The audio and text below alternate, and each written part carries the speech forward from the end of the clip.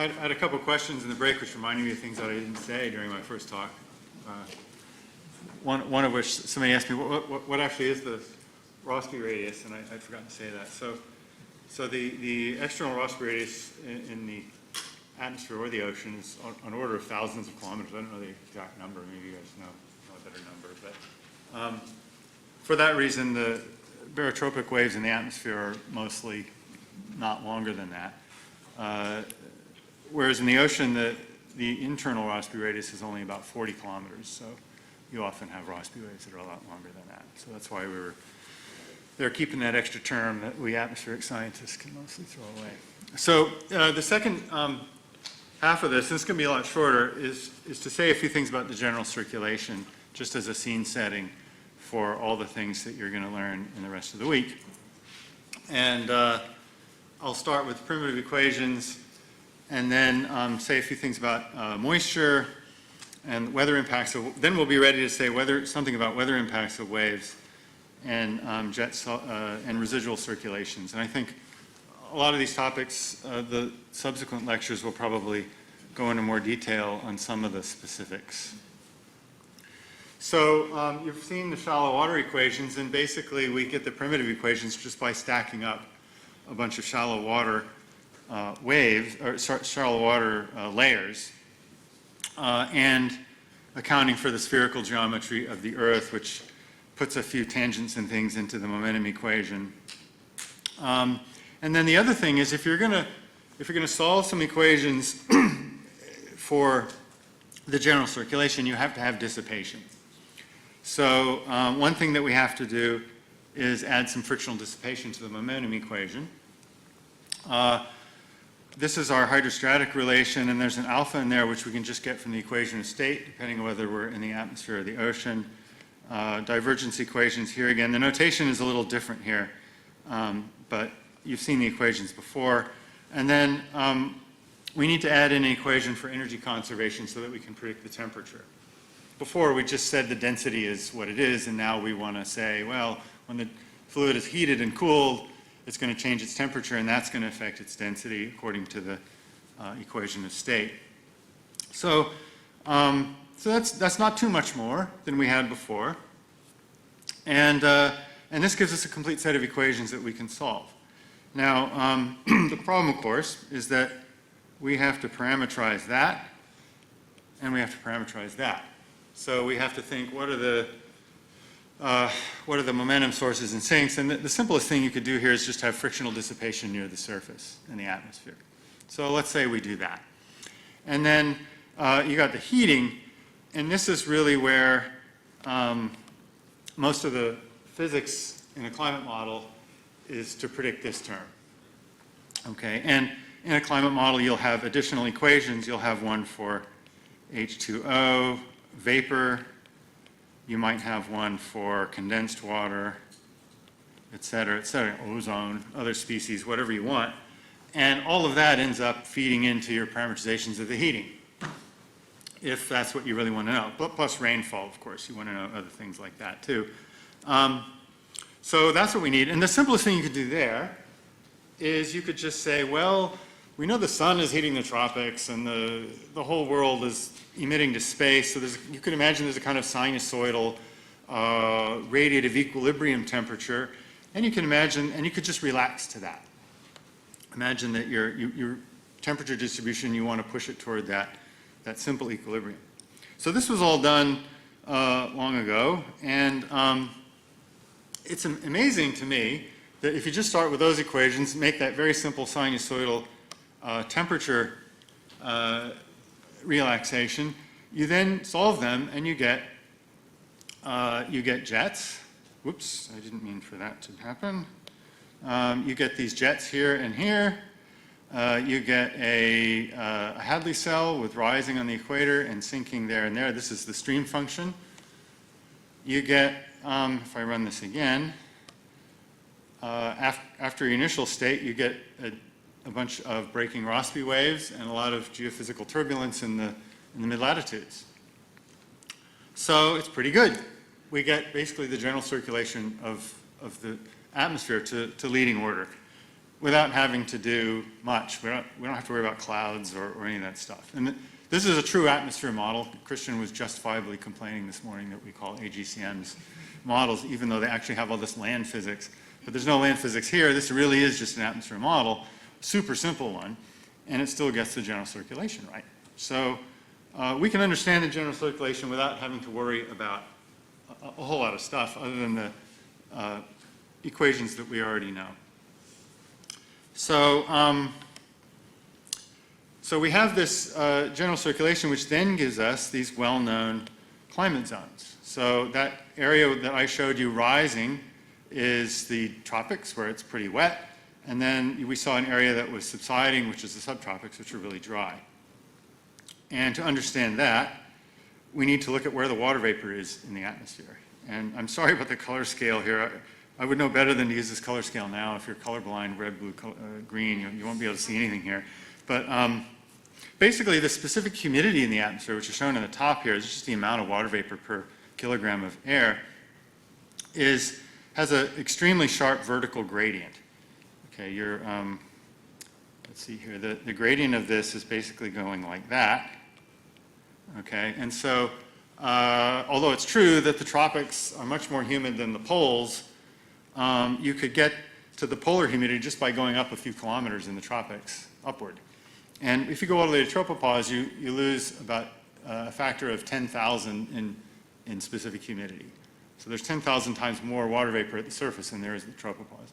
So what all of this is saying is that vertical motions in the atmosphere are really crucial in altering the humidity. So in these subtropical areas where we had some sinking motion, you can see these blobs of very low relative humidity air. It's less than 10%. So the relative humidity is how far away are you from being able to condense water. And this is telling you that in these subtropical areas, you're way far away from being able to condense water. Whereas in the tropics, you're pretty close. And also in the polar areas, you're pretty close. So we can kind of understand our climate zones just from this. And if you can see these black lines here, they're hard to see, but those are the lines of constant potential temperature. Hoping most of you have encountered potential temperature before. But that's those gradients are going this way.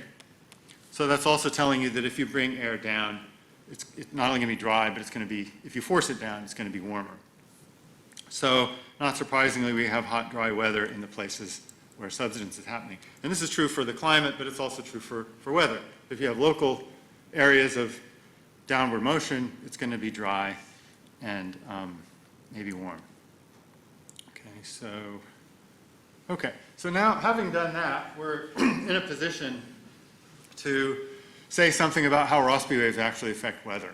Now that we've spent all this time talking about Rossby waves and where they go, they do affect the weather. So there's a lot that could be said about this, and I'm not going to comprehensively cover it, but one thing that I think is important is what happens when you have a short Rossby wave sitting on the jet. So you've got a trough and a ridge. Remember, we've got low pressure. Typically, this is all in the northern hemisphere again. Sorry about that. We've got sort of low pressure. This is aloft, so we have low pressure up there, high pressure down there. And we have our flow moving along like this. Okay. Now, I think I forgot to say this before, but if you think about our geostrophic flow again, which I'll draw again here. Okay, imagine we have a geostrophic flow that looks like that. It's moving very fast in here, and it's moving slower out there because the pressure gradient forces are weaker, the isobars are farther apart, therefore the Coriolis forces needs to be weaker, therefore the velocity needs to be slower. If you neglect the variation in the Coriolis parameter as you move around, that proportionality means that you are conserving mass horizontally. Your geostrophic flow is conserving mass horizontally. It doesn't have any divergence or convergence to it, which is great. So there's not going to be any changes in the height of the fluid if it's purely geostrophic. All right? But is this flow over here purely geostrophic? No. Because look what's happening. It's turning a corner here. In order for it to do that, there needs to be an imbalance of forces. Okay? And we know that at the moment, if it were geostrophic, we'd have oh, damn it. This is a great idea until it doesn't work. So we had a pressure gradient force pointing that way, and in the northern hemisphere, we're in the northern hemisphere here, we have a Coriolis force pointing toward the tropics. If this lower geostrophic would be non-divergent, but it has to slow down as it goes around this corner, because we need the pressure gradient force to be bigger than the Coriolis force, right? So it's got to slow down. But then the reverse is true when we get over here. It has to go faster in order to develop a nice strong Coriolis force that will make it turn the corner and do what this flow is doing. So what we've got is we've got a subgeostrophic flow here and a supergeostrophic flow over there. But if the geostrophic flow is non-divergent and we have subgeostrophic here and super there, that tells us something about that there's going to be some divergence, and it's going to be in the middle. So we've got divergence happening there. Now this is all happening mainly in the upper troposphere. So if we're pulling the air apart in the upper troposphere, something has to give, some air is going to have to come up from below. So what we're now doing is we're having an upper level forcing of the flow and stretching the air below. And one thing that's going to do is it's going to increase the humidity, right? We're bringing humidity in. So you're going to tend to see disturbed weather in this location. Another thing is, because you're stretching the column, the Worcester stretching mechanism that I talked about before means you're going to see more vorticity in the air, which you can imagine is going to enhance the vorticity, the vortex. Okay. Now that is a very arm-waving explanation of baroclinic instability. It depends on how strong the pressure gradients are. The more baroclinicity you have, the stronger this positive feedback can be. And Michael is going to tell you about this in more detail. So I'm going to leave it to him. But the key thing is to see that this short Rossby wave can influence the weather. And actually, the shorter the Rossby wave is, the stronger these ageostrophic flows are going to be for the same amplitude, so you can potentially get more impact, which is why in those weather maps I was showing you before, they were tracking along these little seemingly insignificant wobbles in the pressure field that were where the radius of curvature was shorter, because those are places where this sort of thing can happen. All right. Oops. Right, okay. So that's one way that Rossby waves can influence the weather, by influencing the vertical velocity field in the middle troposphere. Another way is if we back out again and look at the time average field, and again we're in the northern hemisphere, but it's more interesting there because we've got more mountains and stuff. So one thing you can see is there's a lot of baroclinicity here off the east coast of the United States. And I think that's mainly because if you think back to that source diagram that I had before, where the flow, when you squeezed it, when the mountain squeezed it, it turned toward the tropics.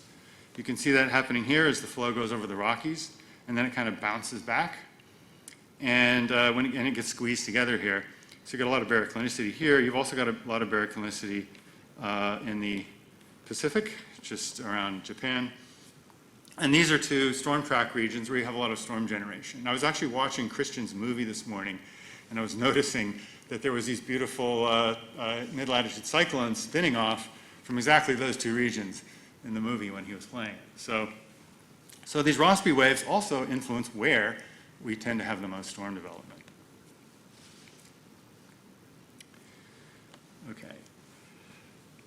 Another way they can influence our weather is by influencing high and low pressure regions. So this is a study by Renwick and Revel from 25 years ago, so we've known about this for a while. And they are composited on blocking events here. Whoops, I didn't do that very well. Blocking events around there. And they found that when there's a blocking high there, you can see a train of waves trailing to the west of it. So Rossby wave precursors, barotrophic Rossby waves, can influence or lead to blocking events, which is high pressure systems where you will not generate storms. Okay.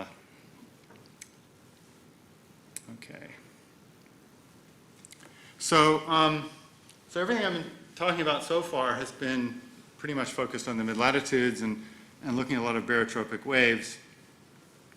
I'm going to switch now to the tropics. And in the tropics, things are mostly baroclinic.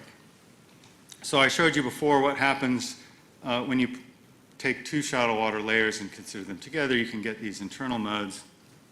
And these are really predominant in the tropics. And that's partly because the Coriolis parameter is weaker, and it's also partly because of moisture feedbacks, which mean that you tend to get heating wherever you have upward motion. So remember, when you're lifting the air, you're bringing water vapor in, and that can give you bad, disturbed weather, but it also, when you have the disturbed weather, it means that you have condensational heating, which then feeds back on the motion. So that's another reason. But even without that, we see mainly baroclinic responses in the tropics. And let's see.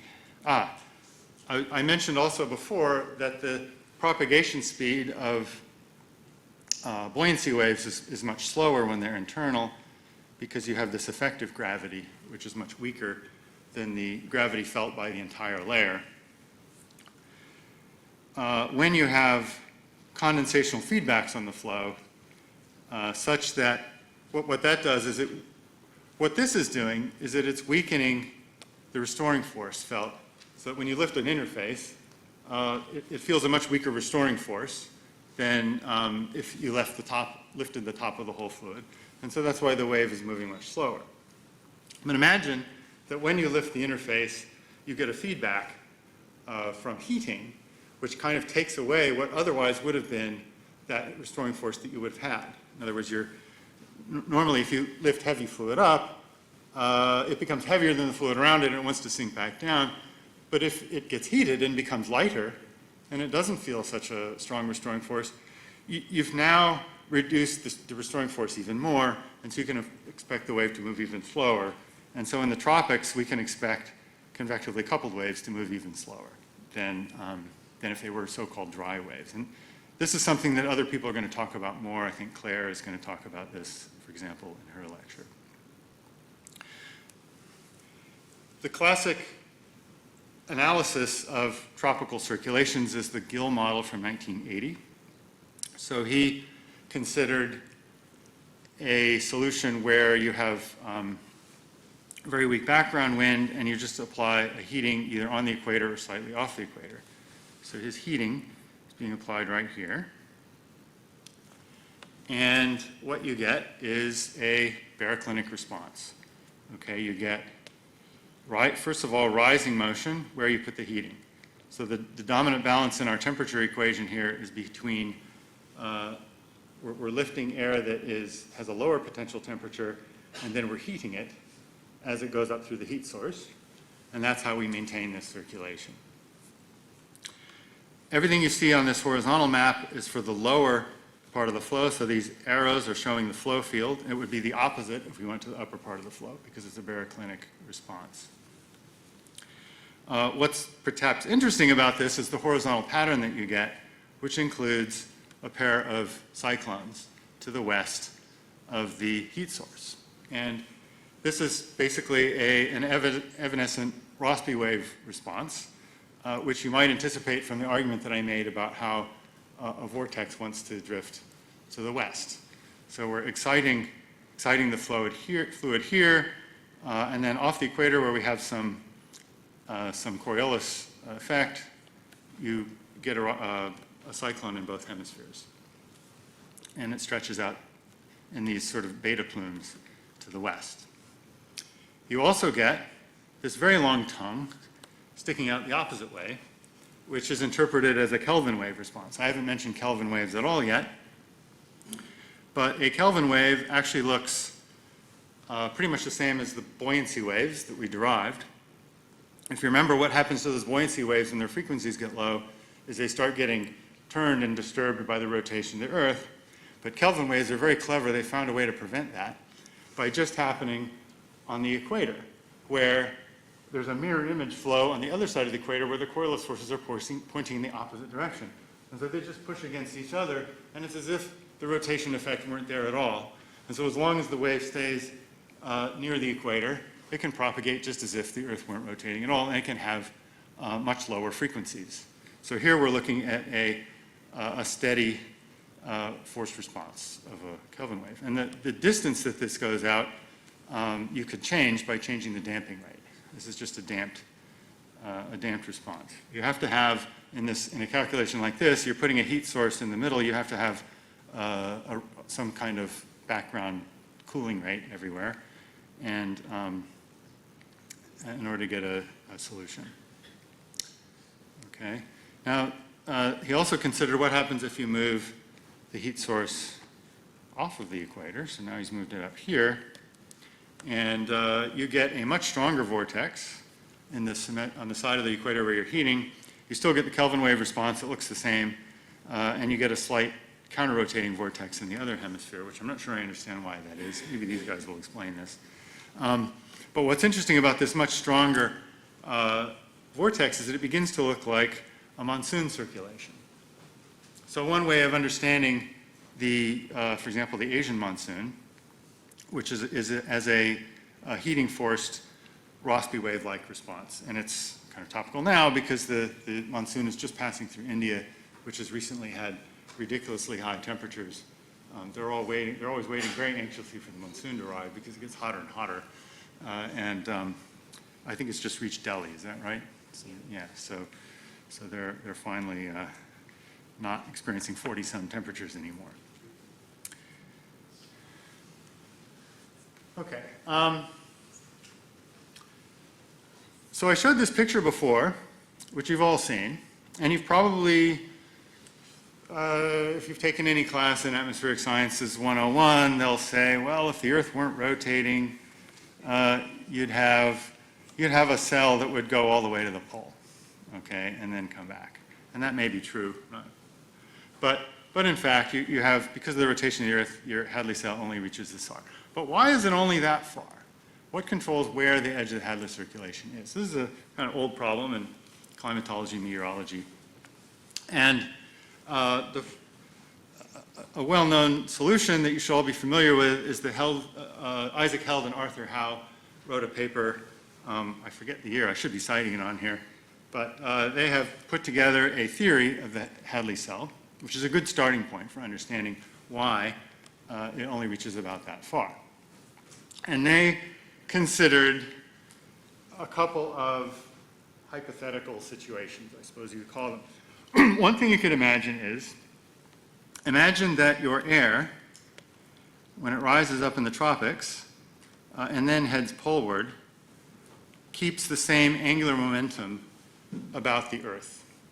Or, alternatively, you could just say, what if it obeys the momentum equation that we had with no forces on it? Because what's going to happen is, as it moves poleward, the Coriolis force is going to push it to the east. And therefore, you will develop a stronger and stronger westerly flow to the east as you move poleward. It's the same solution. You can think of it in angular momentum terms, or you can think of it just as the Coriolis force pushing on the wind as it moves. So you can imagine that. But if you think in angular momentum terms, you can see what's going to happen when the air gets to the pole. What's the velocity going to be then? It's going to be infinite, because the radius has just gone to zero. If your skater brings their arms all the way down to zero radius, they're going to be spinning very fast and not feel very good. So this is not a viable solution for the whole planet. But it could work in the tropics, and if you look in the observations, it's not too bad. And then they said, okay, let's consider another potential solution. Suppose there weren't any poleward motion at all in the atmosphere or heat transport, and suppose every latitude band was just in local radiative equilibrium. Okay, so when I showed you the Held-Suarez model that Walkers and Schneider had put together, I just said, let's have the heating rate damp to a sinusoidally varying equilibrium temperature profile. Well, what if that's all we had? Okay, and we had no poleward heat transport? Well, that would give you another potential solution, But if you work out, for any given temperature distribution, there's a corresponding wind distribution from geostrophy. Actually, from the thermal wind balance, which I haven't explicitly said anything about yet, but you'll encounter that later. But basically, the temperature gradients imply a wind. And the wind speed that you get in the tropics would be ridiculously large because the F is becoming small, so you need stronger and stronger winds to balance your temperature gradients. So that doesn't work everywhere either, but it kind of works at high latitudes. So what if we put these two solutions together? This is what Held and Howe did in their paper. And they asked, where would they meet? And the answer is they would meet somewhere where, because only, imagine that there's a Hadley cell that is angular momentum conserving, and it stops somewhere. Well, it's moving energy around, whereas after that, we're supposing no energy is moved around. But for that to be true, the total energy that it moves has to be zero. So what they argued is that the area, this area here, has to equal this area here if you look at the two temperature solutions. And I forgot, I didn't tell you what this is. Okay, this, let me go back a bit here. This curve here is the temperature variation that would come in the angular momentum conserving atmosphere, the one where the things go infinite at the poles. They showed that because your wind, your angular momentum conserving wind would increase as the square of the latitude. We got that before. I had a du squared by dy squared was the equivalent beta effect of the wind field. If you integrate that through with temperature, you find that the temperature departure has to increase as the fourth power of latitude, really strong. So this is basically latitude to the fourth here, which is crashing down. So that's the temperature profile that you would need in an angular momentum conserving atmosphere. This dotted line one is the temperature profile that you would want in a radiative equilibrium world. And in order for the whole solution to work, this area here has to equal that area so that the Hadley cell is energy conserving and will still agree with the solution at that intersection point. So what you end up with, according to their model, is a temperature profile that looks like that. So it's the angular momentum conserving one equatorward of the boundary and the energy conserving one poleward. And it predicts that the boundary will be in the low 20s. You can move this around depending on what you choose for your damping coefficients and so on, but it's always going to be in the low 20s. So it's a little small, but it's in the ballpark. So it's not a bad theory.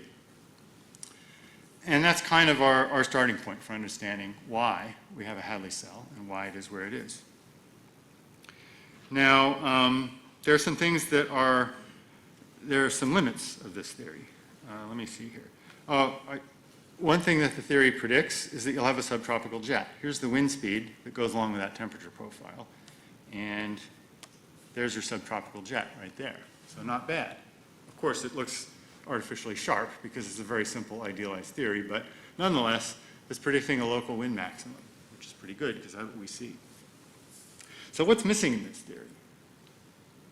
Well, one thing is seasonality. It's just a rising on the equator. But there's something more, I think, interesting and important missing from the theory. Who can guess what it is? Somebody probably knows. That's also missing, but it's kind of implicit. So it's not necessarily the key element. So what's missing is what I've been talking about for an hour and a half, Rossby waves. Okay, it's the return of Rossby waves. We're not done with them yet. There are no waves in that solution. It's just assuming that you have zonal winds. Only zonal winds in the extratropics, and even in the tropics, just angular momentum conserving. But if you remember the satellite loop that I showed, it didn't look like that at all. There's all kinds of wave transport and turbulence in the real atmosphere. So this is important. And I mentioned before that the Rossby waves, when they move from one latitude to another and encounter different winds, sometimes run into strife. right? If the wind is too weak or too strong, they can turn or they can break. And I particularly pointed out that waves that are generated at higher latitudes where the winds are very strong may find, when they come into the tropics where the winds are weak, that their meridional wave number has to become infinite, and that can't happen, so they just break. So we can expect that there are waves breaking in the subtropics from higher latitudes. So what do they do? Well, again, counterintuitively, because almost everything about Rossby waves is counterintuitive, if you have let me use a different color here. If you have a phase velocity, if you have a group velocity of your Rossby wave that's away from the equator, so here's our equator here. Imagine that we have waves moving either direction. If you remember from the little Peter Rines diagram, if the group velocity is heading for the pole, phase velocity is going to be sort of here. And if that's true, then the wave fronts are going to be orientated like that. And that means that your U prime and your V prime are going to have opposite signs, which means that the average of U prime times V prime is going to be less than 0. Whoops, I've run out of room. Sorry about that. So if you have flow, remember in a Rossby wave the flows are sideways, mainly. And if you've done any turbulent transport calculations, which some of you probably have and some probably haven't, if you find that poleward moving winds tend to have negative zonal velocity and equator ones tend to have positive zonal velocity, it can be interpreted as a flux of negative momentum. So this wave is carrying a flux of negative or westward momentum as it moves. And so is the southward moving one. In fact, all these Rossby waves that are generated are carrying negative momentum, which is, again, counterintuitive because things like light tend to exert positive momentum, but not these. So that means that when the wave breaks, it pulls on the fluid where it breaks, pulls it to the west. And when it's launched, on its way out the door, it pulls behind it as it's being created. So kind of the opposite of what you would expect. So what does that mean? It means that when these waves leave a baroclinic zone, they accelerate the flow. And when they reach the subtropics, they decelerate, typically. You don't always have to. Or how do I spell? All right. You decelerate the flow. They don't always have to, but most of the time this is what they'll do. So this is really interesting for a couple reasons. One is, if you've got this jet moving along here, and if all of your Rossby waves are, if it's generating Rossby waves, because there's a lot of baroclinicity, and if they're breaking nearby the jet, which they sometimes will, because it turns out that du squared by dy squared is, well, let me just say it this way. If you remember that the curvature of the wind field affects beta star, in the center of the jet we have beta star big, and outside we have beta star small. Oops, I'm not drawing that very well. Okay, because in the jet there's a maximum, and so as we go around the maximum, the curvature is so as to reinforce the gradient of planetary vorticity. You have to sit down and work that one out. On either flank of the jet, the curvature is the other way, so it's acting against the gradient of planetary vorticity. So Rossby waves love to live on the jet. They're happy as Larry when they're right there on the jet. Once they're off the jet, they're not very happy, so they'll often break. And when they do that, because they're carrying negative momentum, they actually further decelerate the air around the jet, and because they've departed from the jet, they'll accelerate the jet even more. So this is a Rossby wave focused way of thinking about why you get these narrow jets in the first place, because you saw them in the satellite image, right? There's all these times where the fluid it doesn't look diffused. It looks like it keeps focusing in these little jets. And this is an explanation for why that happens. But it also means that, so this would be mainly the short waves that would not get very far, because remember, they're the least happy waves. The long waves can more easily propagate through more environments. And they might make it to the subtropics, and then they might break. It's just getting too slow for them. And so they're going to drag the tropical air toward the west, which is a drag on the subtropical jet. So for that reason, if you actually go to the observations and look at what the wind field really looks like, I think it's sort of more like this. I haven't checked, but I think it's something more like that. It's not as fast as an angular momentum conserving solution would tell you it's going to be. And it's because the Rossby waves are slowing it down. They're acting like a drag source on the subtropical flow. So this is modifying and we think making the tropics bigger. So if you want to understand tropical width, which is obviously really important for these climate zones, you need to factor in Rossby waves and how they are interacting with the Hadley cell. Another important thing, and we're almost to the end here, I think, not only do they change the extent, but they speed up the Hadley cell. And that seems counterintuitive. You're putting a drag on it. Why would that speed it up? It's because the drag is in the zonal direction, but the speed of the Hadley cell is the meridional velocity. We're talking about the meridional velocities. And if you look at the equation here, back to our old equation that we started the lectures with, if you integrate all the way around the Earth, then this term is going to go away, because you can't, if you integrate a gradient in the x direction in x in a circle, it has to come back to where it started. So that's going to go to 0. So all you've got is this balance, which is the one that I told you about initially. It was the angular momentum conserving, or the inviscid, air moving poleward and experiencing Coriolis force and speeding up. Balance, that's what this was. But if we come along and we put in a new force, which I don't have room to draw here, but I'll just draw it really small, draw it in red. If we put in a new Rossby wave drag force, which actually is negative, so sorry, I shouldn't have made it positive. I can fix that there, look at that. There we go. If we put that in, then, because this is getting more negative, this term here is going to have to get bigger. So we need to develop more poleward flow in the upper troposphere to provide a Coriolis acceleration to balance the extra force from all these breaking Rossby waves. So the Hadley cell ends up speeding up. And I don't know what the ratio is of speeding it up.